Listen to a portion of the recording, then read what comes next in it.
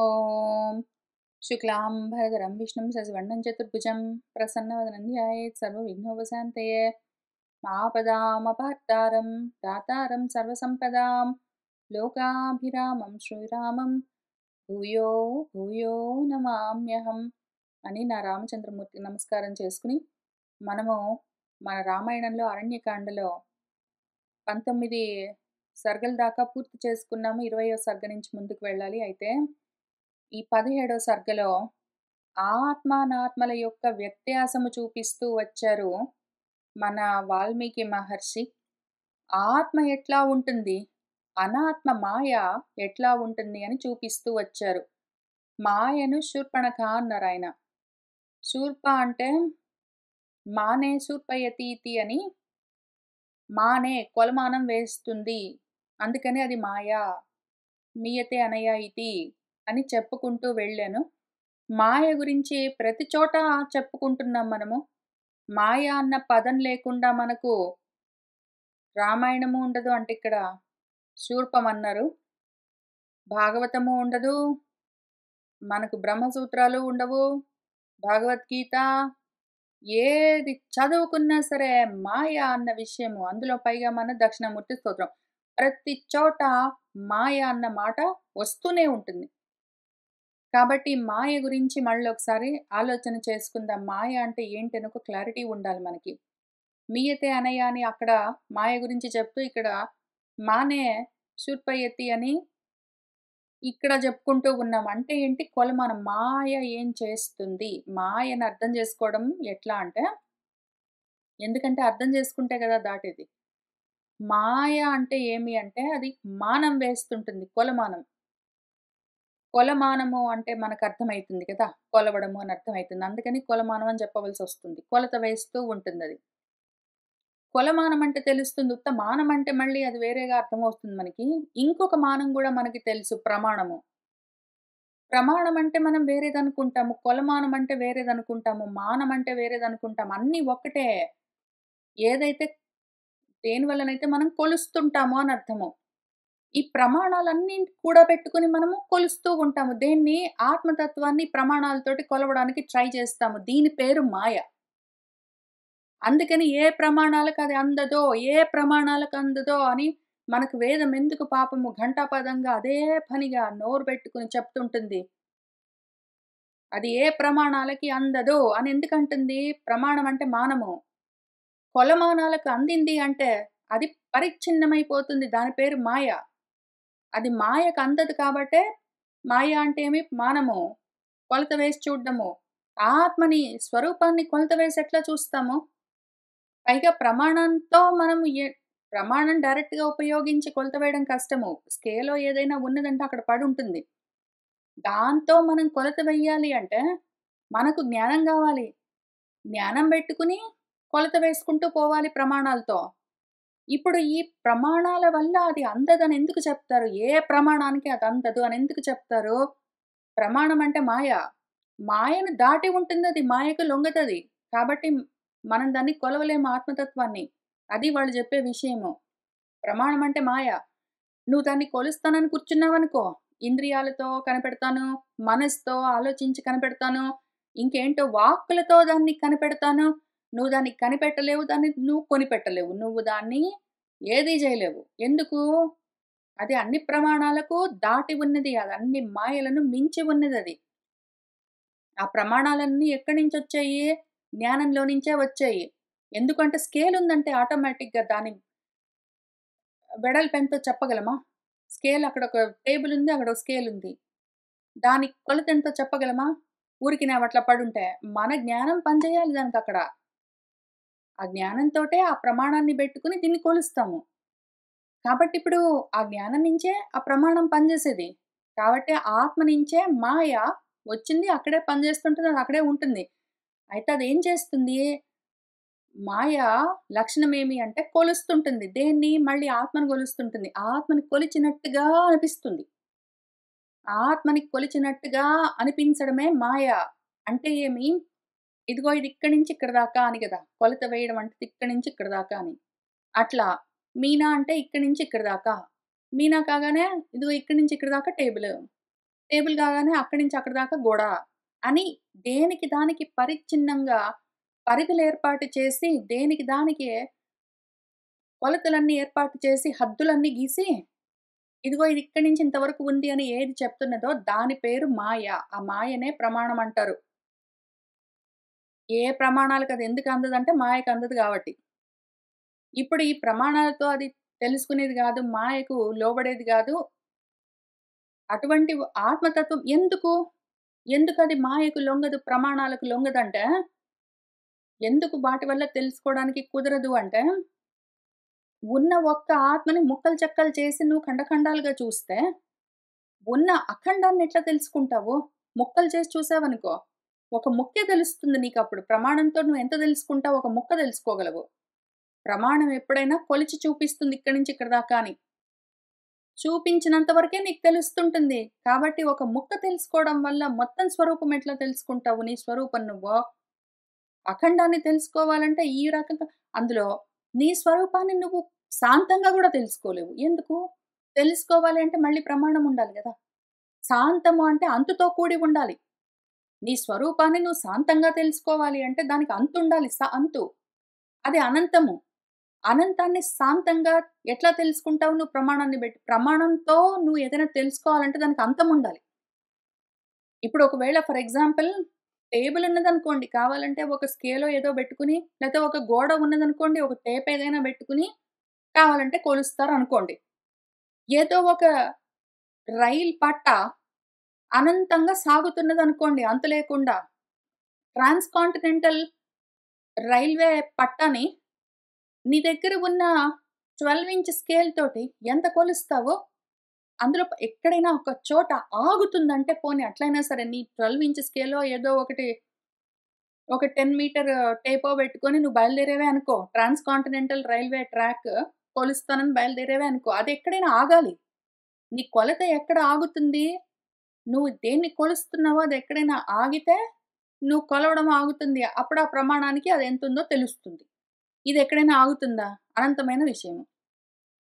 కాబట్టి చాలా కారణాలకి అది ప్రమాణానికి అంటే మాయకి తెలియదు అని అర్థం. మాయ విడదీస్తూ ఉంటుంది.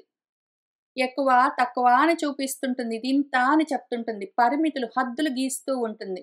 పరిచ్ఛిన్నం చేసి ముక్కలు ముక్కలుగా చూపిస్తుంది. నువ్వు ముక్కలు ముక్కలు చూసినంత వరకు ముక్కలు ముక్కల గురించే తెలుస్తుంది అంతవరకే. నువ్వు మొత్తం తెలుసుకోవాలి అంటే సాంతం తెలియదు. అది అంతులేని విషయం. ఇప్పుడది ఎంత అసమంగా ఉంటాయంటే, నిజంగా గూడా ఎంత హాస్యాస్పదం అంటే, ప్రమాణాలతోటి ఆత్మను తెలుసుకోవాలని ప్రయత్నం చేస్తే, దాని గురించి చూపించడం కోసం ఇక్కడ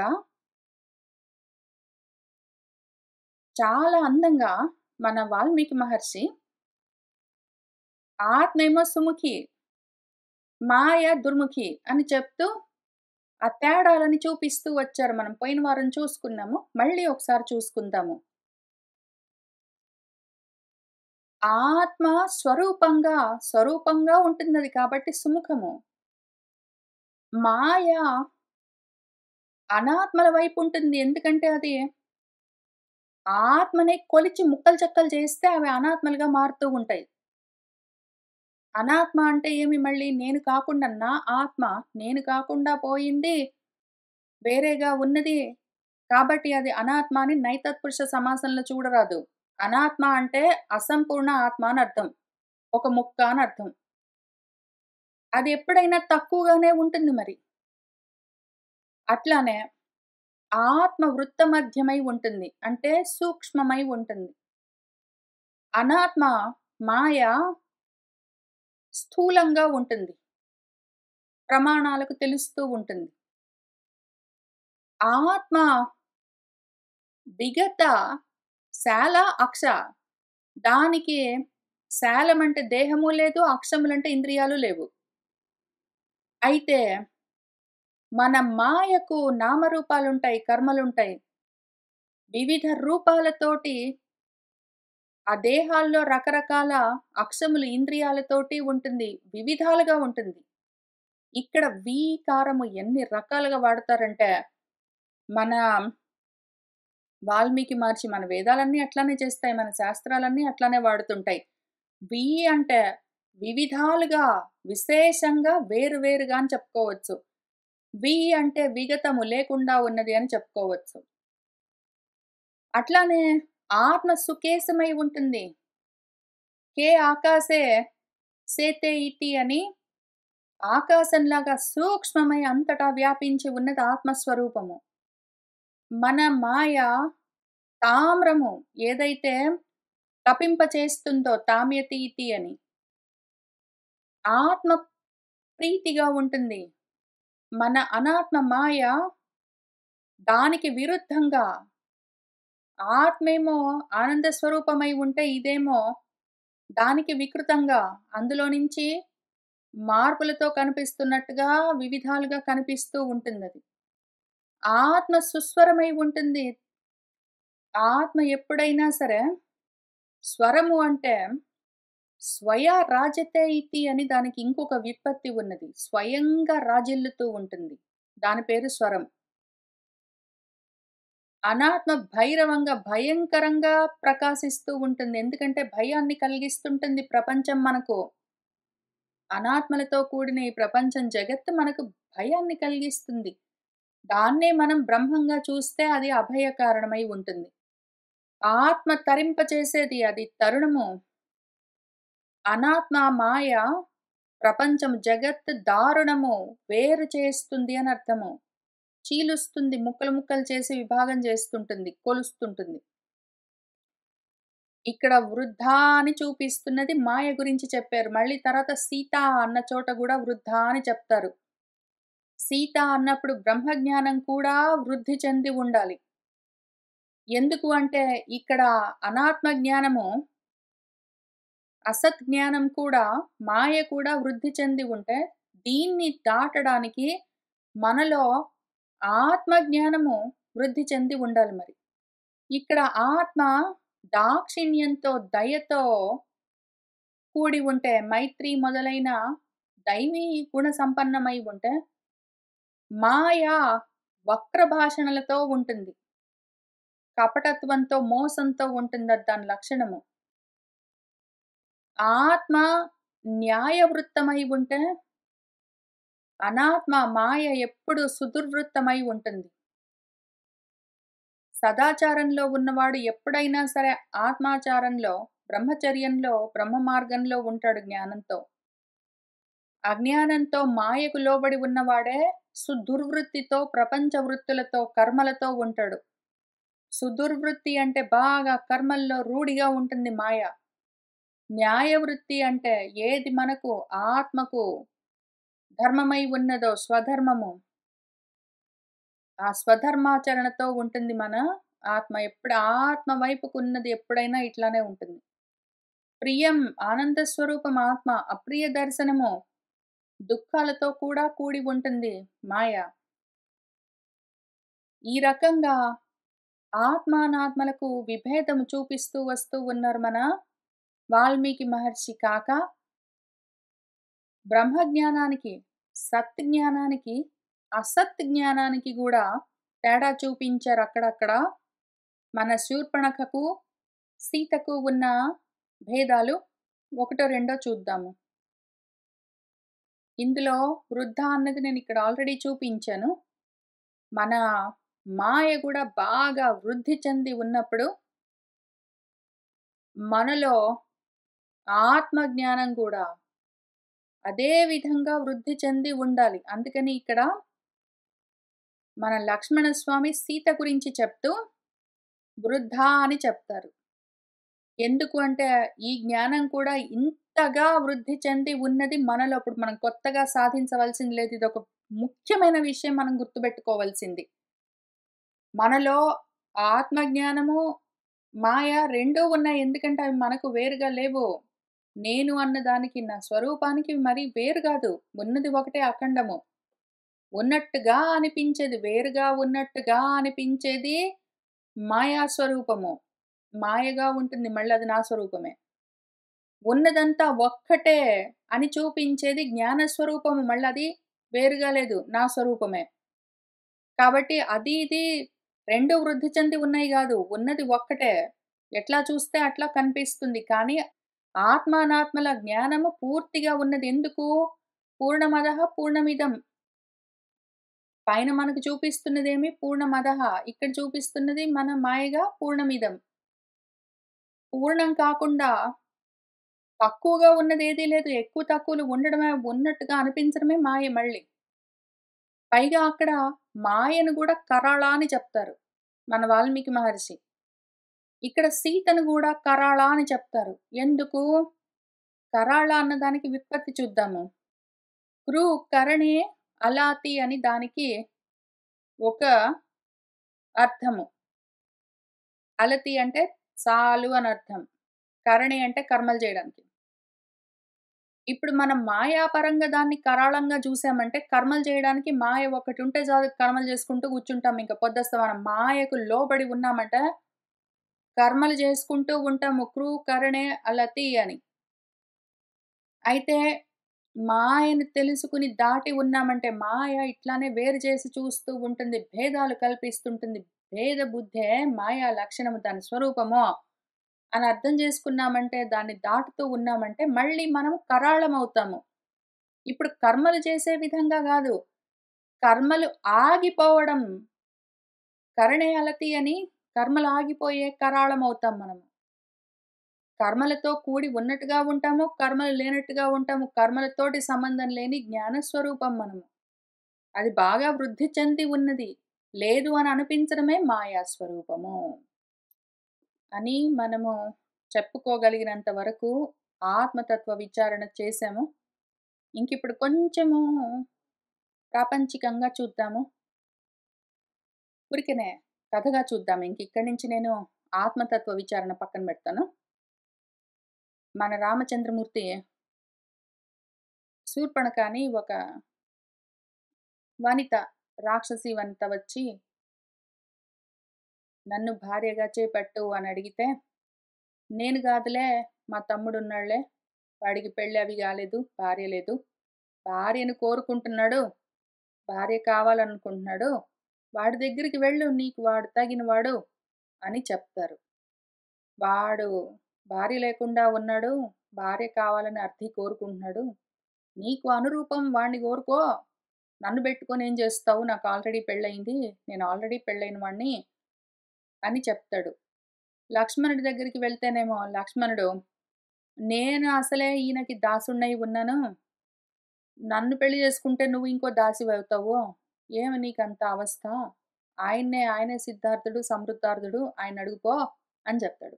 ఈ రకంగా వీళ్ళ పరాచకాలకేమయ్యింది మధ్యలో, ఆ వచ్చిన ఆ యువతికి అంత తెలివితేటలు లేవు, విచక్షణ జ్ఞానం లేదు.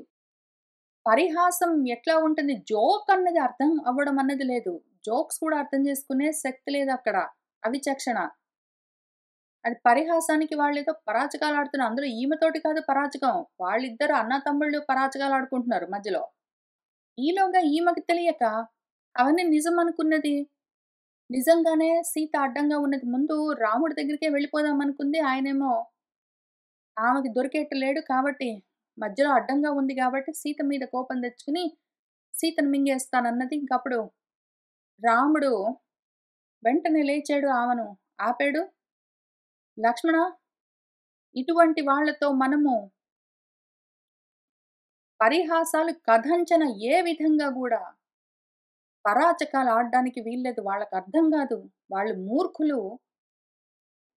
ఇటువంటి క్రూరులతో ఎప్పుడైనా సరే పరిహాసాలు ఆడడం అన్నది నా కార్యః చెయ్యగూడదు అని ఆయన అంటూ ఉన్నారు. ఇది మళ్ళీ మనకు ప్రాపంచికంగా, లౌకికంగా మార్గోపదేశం చేస్తున్నారు. ఎందుకు అంటే మనం ప్రపంచంలో ఉన్నప్పుడు, ప్రపంచ మార్గంలో ఉన్నప్పుడు ఏదో ఒకటి వాళ్ళతోటి వీళ్ళతోటి మాట్లాడుతుంటాం. ఒక్కొక్కసారి ఆటోమేటిక్‌గా మాయలో ఉన్నప్పుడు ఎంతవరకెళ్ళొచ్చో, ఎక్కడ ఆగాలని తెలియకుండా ఉన్న సమయంలో ఒక్కొక్కసారి ఇట్లా మనం గూడా జోక్స్ చేస్తుంటాము. ఏదో ఒకటి అంటాము, జస్ట్ కిడ్డింగ్ అంటాము. ఏదో ఊరినే అన్నాలే, పరిహాసానికి అన్నాను, ఊరికనే అన్నానులే అని అట్లా అనుకుంటూ మనము అమ్మ మీదో, నాన్న మీదో, కూతురో, కొడుకో, భార్యో, భర్తో, మన స్నేహితులో, మన వాళ్ళ పైన మనం ఇట్లాంటి జోక్స్ అన్నీ వేస్తామనుకోండి. అట్లా కూడా పరాచకానికి కూడా మనం అబద్ధాలు చెప్పరాదు. పరాచకాలు అసలు ఆడరాదు అని మనకు మన గురువు గారు పరబ్రహ్మమే నరుడై ఆచరించి చూపిస్తారు. మనము ఆయన నరుడుగా నడిచి చూపిస్తూ ఉన్నది చూసి నేర్చుకుంటూ ఉండాలి. కాబట్టి ఆయన చూపిస్తున్నారు. పరిహాసానికి గూడా నువ్విట్లా పరాచకాలాడావనుకో, పరిహాసాలకైనా సరే, పరాచకాలకైనా సరే అబద్ధం జెప్పావనుకో, దానివల్ల చాలా దుష్పరిణామాలుంటాయి. నెగెటివ్ కాన్సిక్వెన్సెస్ ఉంటాయి. అట్లా చెయ్యవద్దో అని చూపిస్తున్నారు. నేను చేస్తే ఏమైందో చూసావా? నేను చేసి చూపిస్తాను. నేను ఎగ్జాంపుల్‌కి ఉదాహరణగా ఒక పరాచకం ఆడి చూపిస్తాను. దానివల్ల ఎటువంటి పరిణామాలొచ్చాయో నాకు చూస్తూ మీరు కూడా అర్థం చేసుకొని, ఆ విధంగా పరిహాసానికి కూడా అబద్ధం ఆడొద్దు. అసలు ఎవరితో పరిహాసాలు పాటించొద్దో అని నేర్పిస్తూ ఉన్నారు. మనం నేర్చుకుంటూ వెళ్దాము. పరిహాసానికి కూడా ఎవరితో అబద్ధం ఆడకుండా ప్రయత్నం చేద్దాం. అయితే అది చాలా కష్టము. మీరెవరైనా ఈ పాటికి ప్రయత్నం చేస్తూ ఉన్న వాళ్ళకి తెలుస్తుంది. నేను కొన్నాళ్లుగా ట్రై చేస్తున్నాను.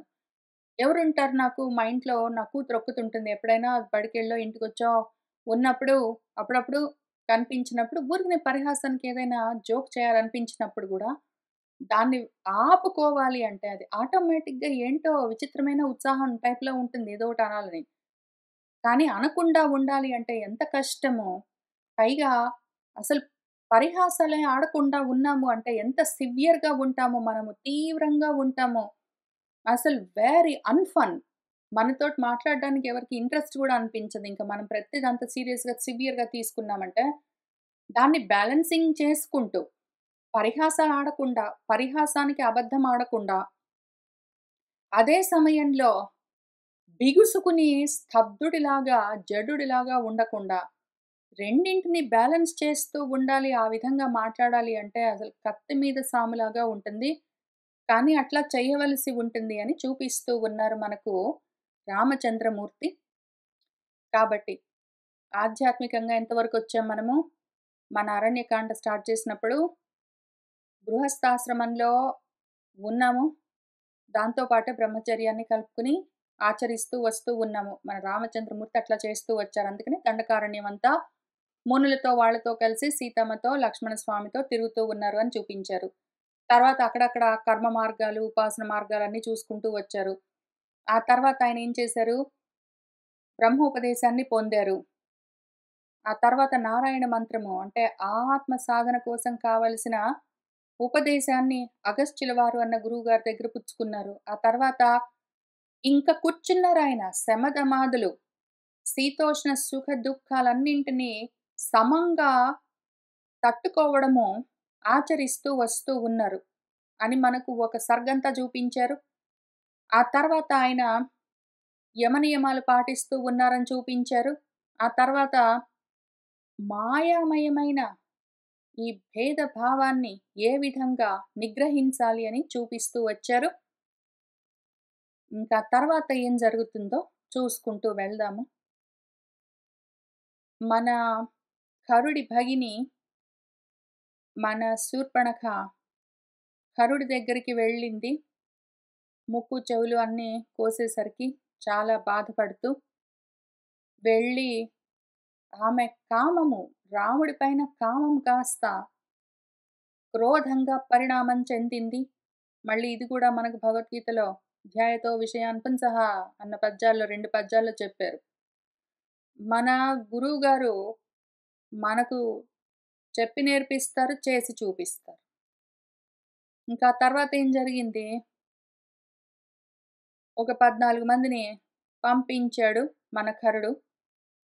వాళ్ళందరిని వెంటబెట్టుకుని శూర్పణఖ మన రామచంద్రమూర్తి ఉన్న ఆశ్రమం దగ్గరికి వస్తూ ఉన్నది వేగంగా. ఆ 14 మంది ఏదో గాలి తీసుకుని వెళ్తూ ఉంటే దాని వెనకాల నిస్సహాయంగా, వివశమై వెళ్తూ ఉన్న మబ్బుల్లాగా వచ్చేసారు వాళ్ళు. అక్కడ ఆపాము. ఇంక అక్కడి నుంచి కొంత చదువుకుంటూ వెళ్దాము. తతః శూర్పణఖా ఘోరా రాఘవాశ్రమ ఆగతా రాక్షసాన్ ఆచచక్షే తౌ భ్రాతరౌ సహ సీతయా ఇతి. తతః ఇంక మన శూర్పణఖ ఆ ఘోరమైన రాక్షసి వనిత రామచంద్రమూర్తి ఆశ్రమం దగ్గరికొచ్చింది. దూరంగా నిలబడి దూరం నుంచే ఆ రాక్షసులతో అదిగో అక్కడ కనిపిస్తున్నారు గదా! తౌ, భ్రాతరౌ వాళ్ళిద్దరు అన్నా తమ్ముళ్ళు సీతయ్య సహా సీతతోటి ఉన్నారు. చూడండి అని ఆచచక్ష చెప్పి చూపించింది వాళ్లకు. తే రామం పర్ణశాలాయాం ఉపవిష్టం మహాబలం దదృశుః సీతయా సార్ధం వైదేహ్య లక్ష్మణేన చ. తే ఆ రాక్షసులు ఆ రాముణ్ణి, ఆ మహాబలవంతుణ్ణి సీతయ్య వైదేహ్య సార్ధం వైదేహి సీతతో పాటు లక్ష్మణేన చ లక్ష్మణుడితో పాటు ఆ పర్ణశాలలో ఉపవిష్టం కూర్చుని ఉన్న ఆయనను దదృశుః చూశారు వాళ్ళందరూ. తాన్ దృష్ట్వా రాఘవః శ్రీమాన్ ఆగతాన్ తాన్ చ రాక్షసీం అబ్రవీత్ భ్రాతరం రామః లక్ష్మణం దీప్తతేజసం. మన మన రామచంద్రమూర్తి రాఘవుడు శ్రీమంతుడు ఆగతాన్ తాన్ దృష్ట్వా ఆ వస్తూ ఉన్న 14 మంది రాక్షసులను చూసి, తాం చ రాక్షసీం ఆ రాక్షసిని కూడా చూసా. ఒక రాక్షసి వెనకాల 14 మంది రాక్షసులు, 15 మంది వేగంగా వస్తున్నారు పర్ణశాల వైపుకి. ఆయన చూశారు. చూసి దీప్త తేజసం లక్ష్మణం భ్రాతరం ప్రజ్వరిల్లుతున్న తేజస్సు మన లక్ష్మణమూర్తి ఆయనతో ఈ విధంగా అబ్రవీత్ అంటూ ఉన్నారు. తమ్ముడితో ఏం చెప్పారంటే, ముహూర్తం భవ సౌమిత్రే సీతాయాః ప్రత్యనంతరః ఇమాన్ అస్యాః వదిష్యామి పదవీం ఆగతాన్ ఇహ. సౌమిత్రే సీతయాః ప్రత్యనంతరః ముహూర్తం భవ. ఒక్క ముహూర్తం ఇక్కడ ఉండు, సీతకి దగ్గరగా ఉండు, సీతని పక్కనే ఉంచుకుని నువ్వు ఇక్కడే ఉండు, కొంచెం సేపు ఉండు.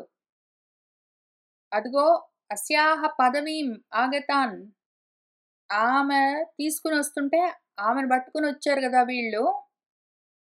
తాన్ ఇమాన్ వీళ్లను ఇహ ఇక్కడే వధిష్యామి చంపేస్తాను 14 మందిని, నువ్వు ఇక్కడే ఉండు, సీతతో ఆమె దగ్గరగా ఉండు అని చెప్పాడు. వాక్యం ఏతత్ తతః శ్రుత్వా రామస్య విదితాత్మనః తథా ఇతి లక్ష్మణః వాక్యం రామస్య ప్రత్యపూజయత్. విదితాత్మనః మహాజ్ఞాని రామచంద్రమూర్తి, అన్ని తెలుసు ఆయన, పూర్వాపరాలు మొత్తం విచారణ చేసి మాట్లాడతారు. ఆయన యొక్క ఏతత్ వాక్యం శ్రుత్వా ఆయన చెప్పిన ఈ మాటలు విని మన లక్ష్మణస్వామి తథా ఇతి అట్లానే అని ఆ రాముడి మాటను ప్రత్యపూజయత్ ఒప్పుకున్నాడు. అట్లానే అన్నయ్య నేను ఇక్కడే ఉంటాను, సీత దగ్గర నువ్వు వెళ్ళిరా అని చెప్పాడు. ఇంకా మన రామచంద్రమూర్తి రాఘవః అపి మహత్ చాపం చామీకర విభూషితం చకార సజ్జం ధర్మాత్మ తాని రక్షాంసి చ అబ్రవీత్. మన ధర్మాత్ముడు మన రాఘవుడు రామచంద్రమూర్తి చామీకర విభూషితం బంగారు తొడుగుతో ఉన్న మహత్ చాపము, ఒక పెద్ద చాపము ధనస్సుని ఎత్తారు. సజ్జంచకార దానికి నారి తొడిగారు. తాని రక్షాంసి ఆ రాక్షసులతో ఈ విధంగా అబ్రవీత్ చ అన్నారు. పుత్రౌ దశరథస్య ఆవాం భ్రాతరౌ రామలక్ష్మణౌ ప్రవిష్టౌ సీతయా సార్ధం దుశ్చరం దండకావనం. ఆవాం మేమిద్దరము దశరథుడి కొడుకులము, రామలక్ష్మణులు అన్నా తమ్ముళ్ళము, సీతతో పాటు దుశ్చరం చరించడానికి కష్టమైన ఈ దండకారణ్యంలోకి ప్రవేశించాము. ఫలమూలాసనౌ దాంతౌ తాపసౌ ధర్మచారిణౌ వసంతౌ దండకారణ్యే కిమర్థం ఉపహింసధా. మాతో మీకేంటి గొడవ, మేము ముగ్గురము ఏదో ఇక్కడ మా పని మేము చూసుకుంటున్నాము, ధర్మాన్ని ఆచరిస్తూ ఉన్నాము, తపస్సులు చేసుకుంటున్నాము, ఇంద్రియ నిగ్రహంతో ఉన్నాము, కందమూలాలను ఫలాలను భుజిస్తున్నాము, మీకేమైనా అడ్డం వచ్చామా? ఈ రకంగా దండకారణ్యంలో వసిస్తున్న మమ్మల్ని కిమర్థం ఎందుకని ఉపహింసధా మా జోలికొచ్చి మీరే మమ్మల్ని ఎందుకు హింసిస్తున్నారో యుష్మాన్ పాపాత్మకాన్ హంతుం విప్రకారాన్ మహా ఆహవే ఋషీణాం తు నియోగేన ప్రాప్తహాహం ససరాయుధః. యుష్మాన్ మిమ్మల్నే, పాపాత్మకులు మీరు, విప్రకారులు అపకారాలు చేసేవాళ్ళు, అటువంటి మిమ్మల్ని ఆహవే మహాన్ ఆహవే పెద్ద యుద్ధంలో హంతుం చంపమని ఋషుల చేత నియోగించబడి ఋషులు మమ్మల్ని మీలాంటి పాపాత్ముల్ని చంపమని అడిగితే అందుకనే అహం నేను ససరాయుధః శరంతో సహా బాణాలు ధనుసులు కత్తులు అవన్నీ పట్టుకుని ఇక్కడికి ప్రాప్తః వచ్చాను. నా సంగతి నేను చూసుకుంటున్నాను, నా ధర్మాన్ని నేను పాటించుకుంటున్నాను, మీ ధర్మం మీరు పాటించుకోండి. మా ధర్మమే మిమ్మల్ని పీక్కొని తినడము, అందుకని పడొచ్చేసాము అంటే బతకనివ్వని చంపేస్తాను. తిష్టత ఏవాత్ర సంతుష్టాః న ఉపావర్తితుమర్హత యది ప్రాణైః అర్థః వా నివర్తధ్వం నిశాచరాః. ఓ నిశాచరులారా, చీకట్లో అజ్ఞానంలో అంధకారంలో తిరిగే వాళ్ళలారా, తత్రైవ ఇక్కడే తిష్టత నిలబడండి, సంతుష్టాః సంతోషంగా నిలబడండి. యుద్ధం కోసం వచ్చామంటే నిలబడండి సంతోషంగా. ఉపావర్తితుం నార్హత వెనక్కి తిరిగిపోవద్దు, మళ్ళీ పారిపోకండి, ఇక్కడే నిలబడండి, సంతోషంగా నిలబడండి. యుద్ధానికి వచ్చారు కదా, చంపేస్తా ఇప్పుడే మిమ్మల్ని. ఒకవేళ భయం వేసిందా, ప్రాణాల మీద ఆశ కలిగిందా, ప్రాణైః అర్థః ప్రాణం మీద ఆశలున్నాయి ఇంకా అంటే ఏది ఒకవేళ ఇంకా అట్లాంటప్పుడు నివర్తధ్వం పారిపోండి. మీకు ప్రాణాల మీద ఆశ ఉన్నది అంటే, బ్రతకాలనుకున్నారంటే మాత్రం ఇప్పుడే పారిపోండి. లేదు యుద్ధం చేద్దామంటే నిలబడండి, చంపేస్తానని చెప్పారు ఆయన. తస్య తద్వచనం శ్రుత్వా రాక్షసాః తే చతుర్దశ ఊచుః వాచం సుసంక్రుద్ధాః బ్రహ్మజ్ఞాః శూలపాణయః. తే చతుర్దశ రాక్షసాః 14 మంది రాక్షసులకు ఇంకొచ్చింది మహాకోపం పాపము. తస్య తద్వచనం శ్రుత్వా ఆ మాటలు, రామచంద్రమూర్తి మాటలు వింటూనే వాళ్ళు సుసంక్రుద్ధాః మహాకోపంతో ఉన్నవాళ్ళై, వాళ్ళు ఎట్లాంటి వాళ్ళు, బ్రహ్మజ్ఞులు, బ్రహ్మద్రోహం చేస్తారు వాళ్ళు. బ్రహ్మ మార్గంలో ఆత్మ మార్గంలో ఉన్న వాళ్ళకి ద్రోహాలు కలిగిస్తూ ఉంటారు, వాళ్ళని హింసలు పెడుతూ ఉంటారు. వాళ్ళు కూడా వాళ్ళ ఆత్మలకు ద్రోహం చేసుకున్న వాళ్ళు. బ్రహ్మద్రోహం చేసిన వాళ్ళంటే ఆత్మద్రోహం చేసుకున్న వాళ్ళని అర్థం. శూలపాణయ త్రిశూలాలన్నీ పట్టుకుని బయలుదేరి వచ్చేసారు వాళ్ళు. ఈ విధంగా రామచంద్రమూర్తి అనేసరికి వాళ్ళకి చాలా కోపం వచ్చింది.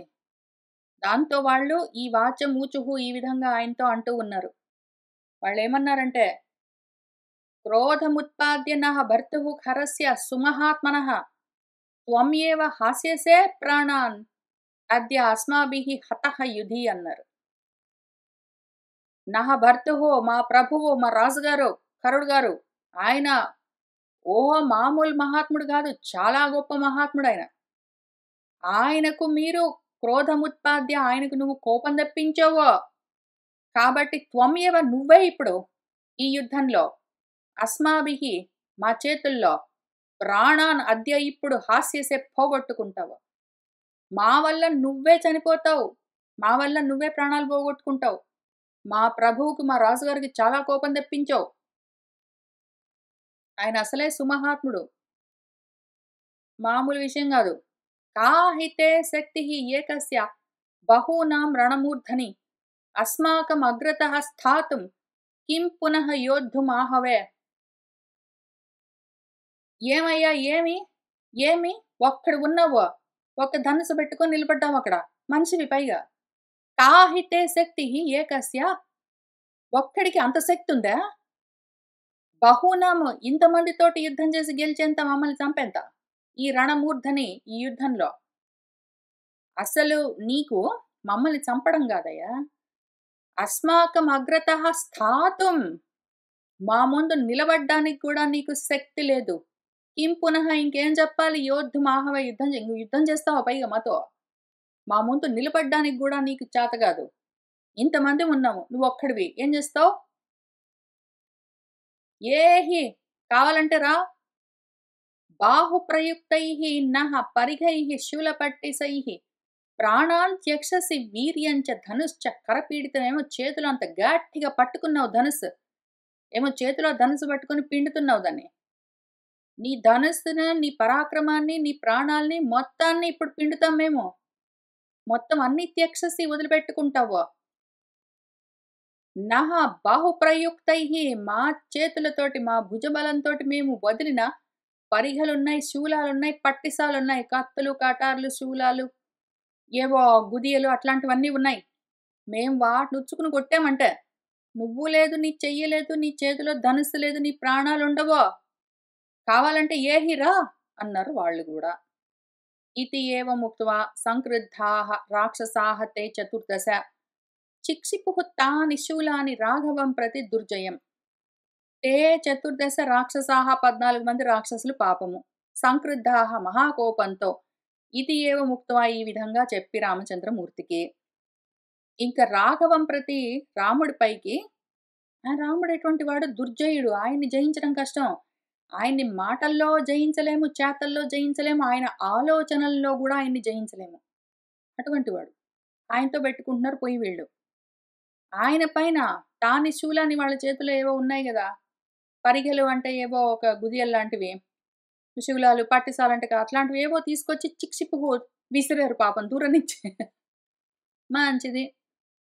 తాని శూలాని కాకుత్సః సమస్తాని చతుర్దశ తావద్భిః ఏవ చిచ్ఛేద శరైః కాంచన భూషణైః. రామచంద్రమూర్తి కాంచన భూషణైః శరైః బంగారపు తడుగులతో ఉన్న ఆ బాణాలను తీశారు. తావద్భిః ఏవ వాటితో ఆ చతుర్దశ తాని శూలాని ఆ 14 మంది 14 ఆయుధాలు ఏమో ఇసిరారు పాపం. ఒకటేసారి 14 ఆయుధాలు, శూలాలు, పట్టిసాలు అట్లాంటివన్నీ విసిరితే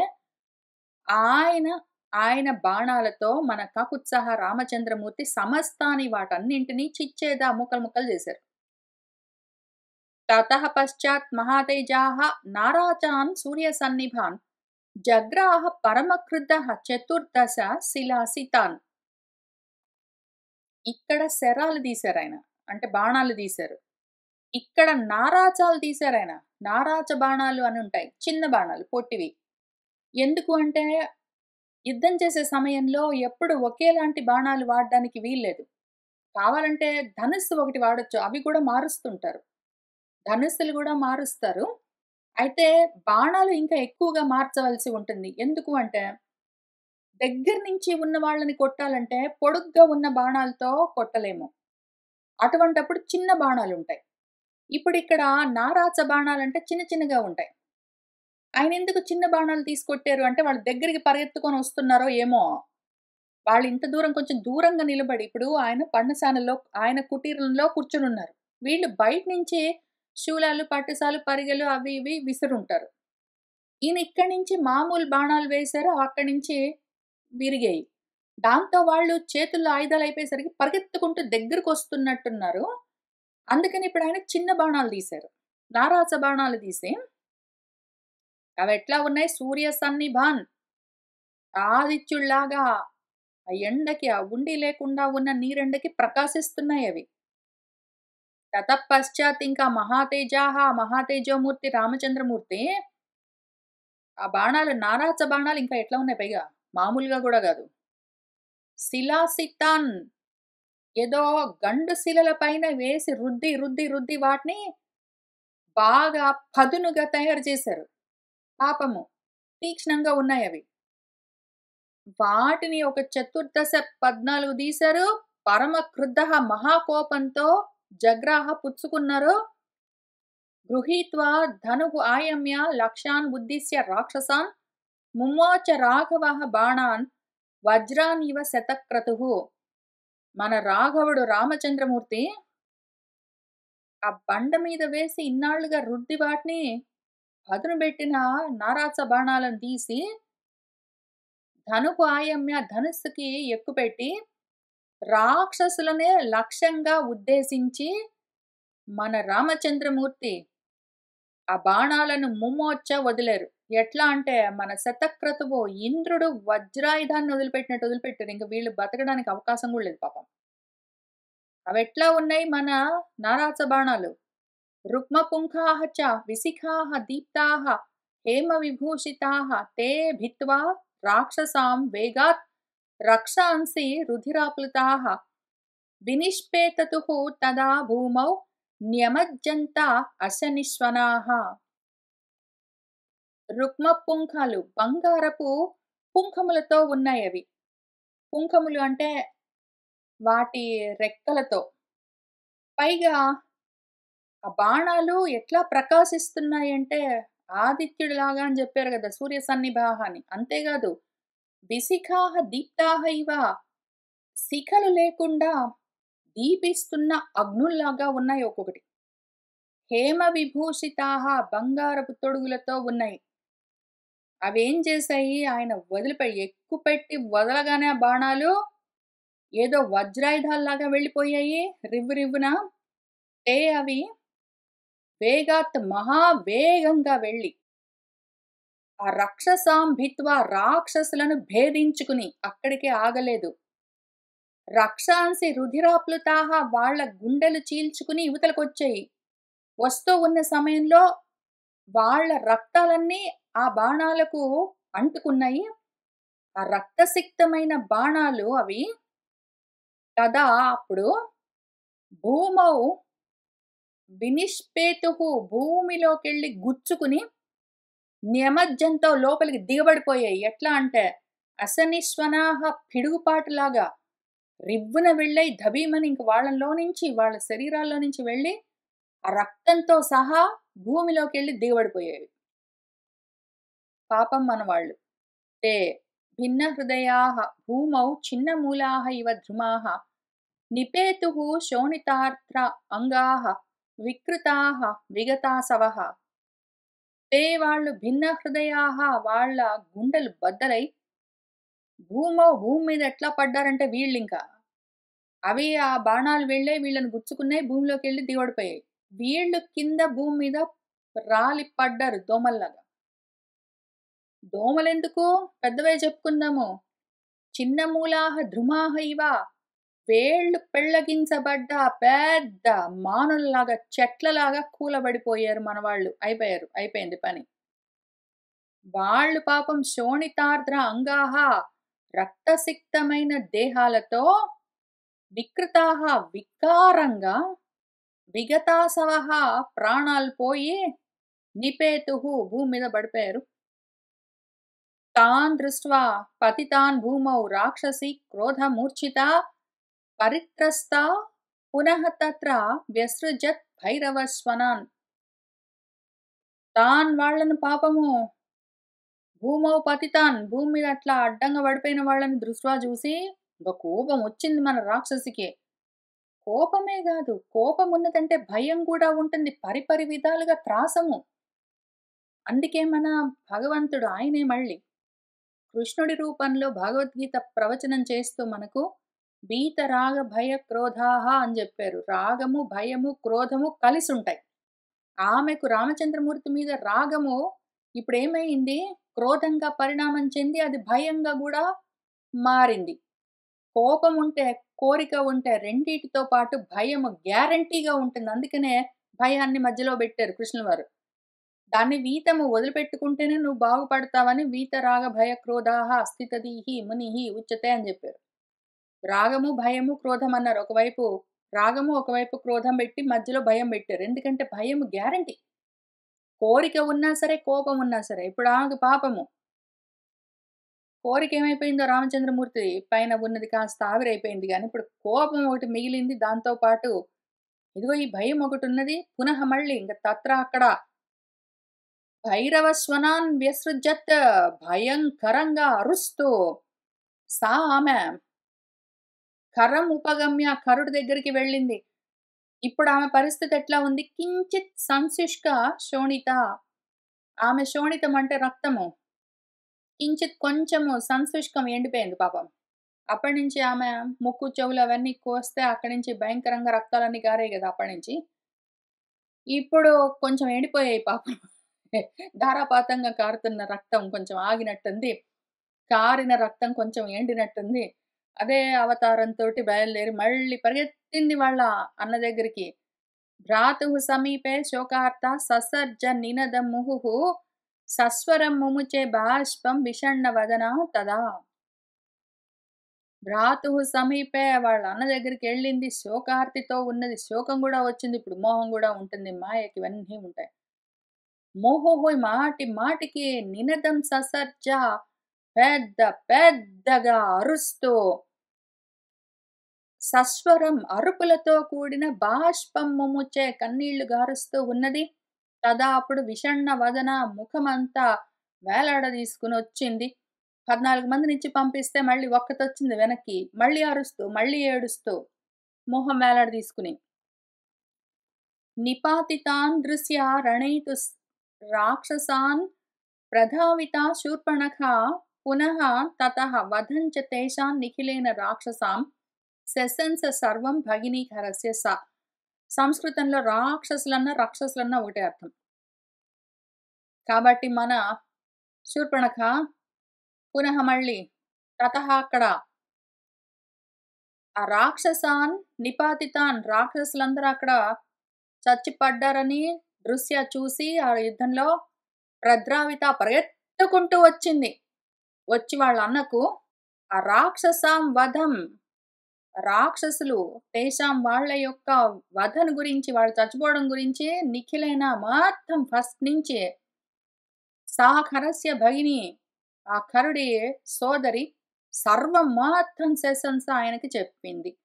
ఇతిహార్షే వాల్మీకి ఆదికావ్యే రామాయణే అరణ్యకాండే వింశ సర్గ సంపూర్ణం. అథ ఏకవింశ సర్గః. సః పునః పతితాన్ దృష్ట్వా క్రోధాత్ శూర్పణఖాం ఖరః ఉవాచ వ్యక్తయా వాచా తాం అనర్థార్థం ఆగతాం.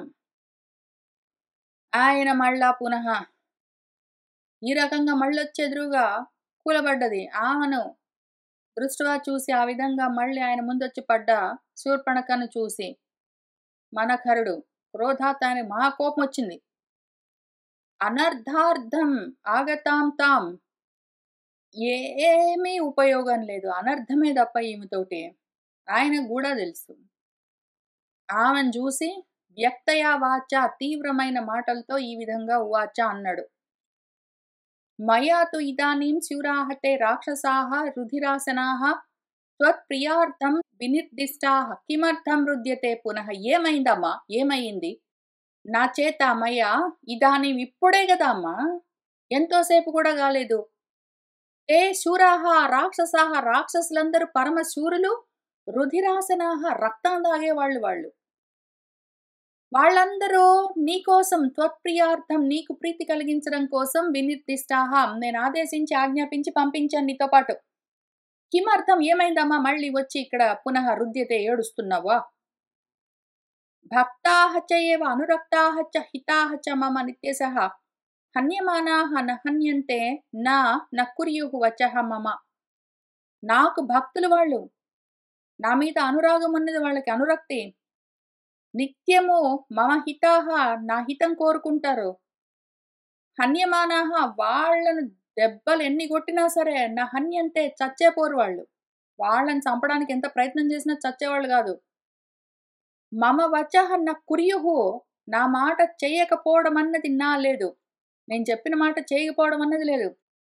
అటువంటి మెరికల్ లాంటి వాళ్లను ఓ 14 మందిని పంపిస్తేనే మళ్ళొచ్చేవే ఏడుస్తూ.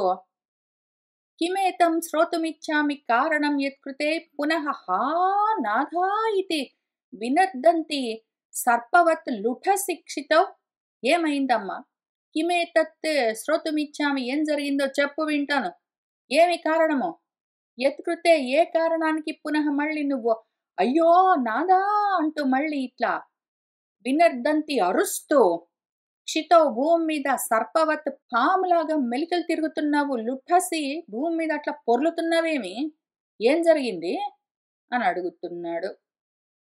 అనాథవత్ విలపసి నాథేతు మయి సంస్థితే ఉత్తిష్టోత్తిష్ట మా భైషీః వైక్లవ్యం త్యజతామీహ. అనాథలాగా అక్కడ కింద పడి విలపిస్తున్నావేమమ్మా? పైగా నాథ, నాథ అని అరుస్తున్నావు. నేను ఉన్నా గదా నీకు! ఉత్తిష్ట, ఉత్తిష్ట లే లే. మా భైషీహి భయం లేదు. ఈ వైక్లవ్యం, ఈ బేలతనం త్యజ్యత మొదలుపెట్టు అని అన్నాడు. ఇతి ఏవ ముక్తా దుర్దర్శ ఖరేణ పరిసాన్విత విమృజ్య నయనే సాస్రే ఖరం భ్రాతరమబ్రవీత్. మన శూర్పణఖ ఈ విధంగా చెప్పబడ్డదై. దుర్దర్శ ఆమెను తట్టుకోవడం కష్టం. ఎట్లోకట్ల పాపం ఖరుడు ఆమెకు కొంచెము మంచి మాటలో ఏవో చెప్పి బెదిరించే ఏదో ఏదో విధంగా నచ్చజెప్పాడు. లేచి కూర్చో ఏం జరిగిందో చెప్పు అంటే, ఇంకా ఆమె సాస్రే నయనే విమృజ్య ఆ కన్నీళ్లు గారుతుంటే కళ్ళు తుడుచుకుంది పాపం. ఖరుడు ఆమె సోదరుడు ఆమెతో ఈ విధంగా అబ్రవీత్ అంటూ ఉన్నది. ఏం చెప్పమంటావో? అస్మి ఇదానీమహం ప్రాప్తా హృతశ్రవణ నాసిక శోణితౌఘ పరిక్లిన్నా త్వయా చ పరిసాన్విత. హృతశ్రవణ నాసిక ముక్కు చెవు గోస్తే నేను ఇదానీమిప్పుడు ఈ విధంగా ప్రాప్త అస్మి వచ్చాను. శోణితౌఘ పరిక్లిన్నా ఈ రక్తం ధారాపాతంగా కారుతూ ఉంటే తడిసిపోయి ఉన్నాను చూస్తున్నావా? త్వయాచ పరిసాంత్విత నువ్వు పాపం నాకు మంచి మాటలు చెప్పి అదిగో వాళ్ళని పంపించావు. ప్రేషితాహ చ త్వయా వీరా రాక్షసాహ తే చతుర్దశ నిహంతుం రాఘవం క్రోధాత్ మత్ ప్రియార్థం స లక్ష్మణం. ఓ వీరుడా, త్వయా నీ చేత తే చతుర్దశ రాక్షసాహ 14 మంది రాక్షసులు రాఘవం నిహంతుం లక్ష్మణుడితో సహా రాముణ్ణి చంపడం కోసము మహాకోపంగా నాకు ప్రీతి కలిగించడం కోసము ప్రేషితాహ నీ చేత పంపబడ్డారు. నాతో పాటు వచ్చారు వాళ్ళిద్దరిని చంపడం కోసం. ఏమయ్యింది? తేతు రామేణ సా అమర్షాః శూలపట్టస పాణయః సమరే నిహతాః సర్వే సాయకైః మర్మభేదిభిః.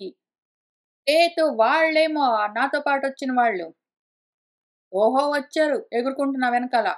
శూలపట్టస పాణయః శూలాలు పట్టిసాలు ఏంటంటో పట్టుకొని వచ్చారు. సామర్షాః మహాకోపంతో వచ్చారు.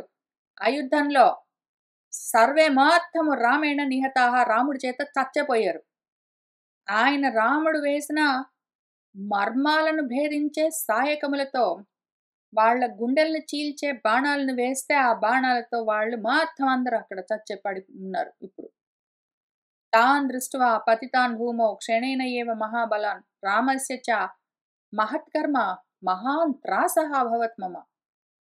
తాన్ వాళ్లను క్షణంలో అన్నయ్య క్షణంలో ఆ మహాబలవంతులందరూ భూమి మీద అట్లా పడిపోవడాన్ని చూసి ఠపా ఠపా రాలి రాముడు చేసిన మహాకర్మ ఆ గొప్ప పనిని చూసి నాకు మమ మహాన్ త్రాసః భవత్ నాకెంత భయం అనిపిస్తున్నది అన్నయ్య.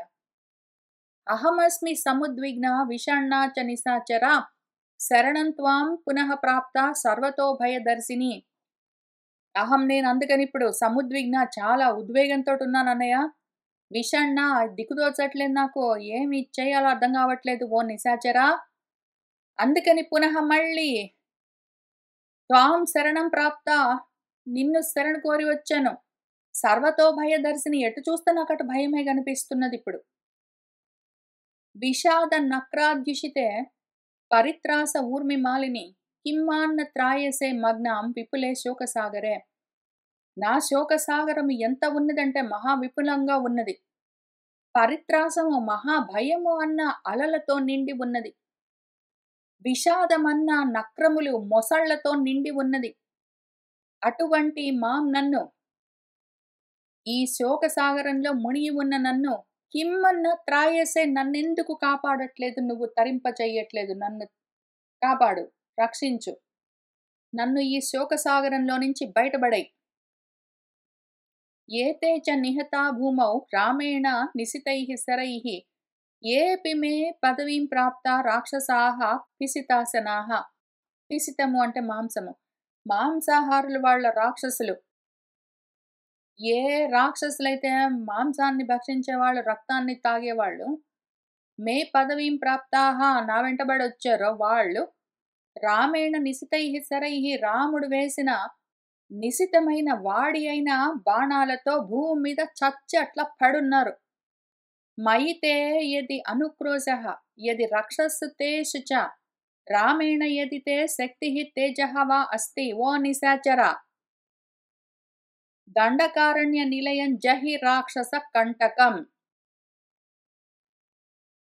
మయి నా పట్ల నీకు ఏ మాత్రమైన అనుక్రోశ దయ ఉన్నదంటే యది, ఒకవేళ తేషు రక్షస్సు ఆ రాక్షసులపైన నీకేమాత్రం జాలి ఉన్నా సరే యది ఒకవేళ నీలో ఆ రాముణ్ణి గెలవగలిగే శక్తి తేజస్సు అస్తివా ఉన్నదంటావా ఓ నిశాచరుడా, ఇంక ఇప్పుడే వెళ్ళి ఈ దండకారణ్య నిలయం దండకారణ్యాన్ని నివాసంగా ఏర్పరచుకుని ఉన్న రాక్షసులకి పక్కలో బళ్ళెంలాగా కంటకప్రాయంగా తయారయ్యాడ రాముడు, ఆయన్ని ఇప్పుడే జహి చంపే.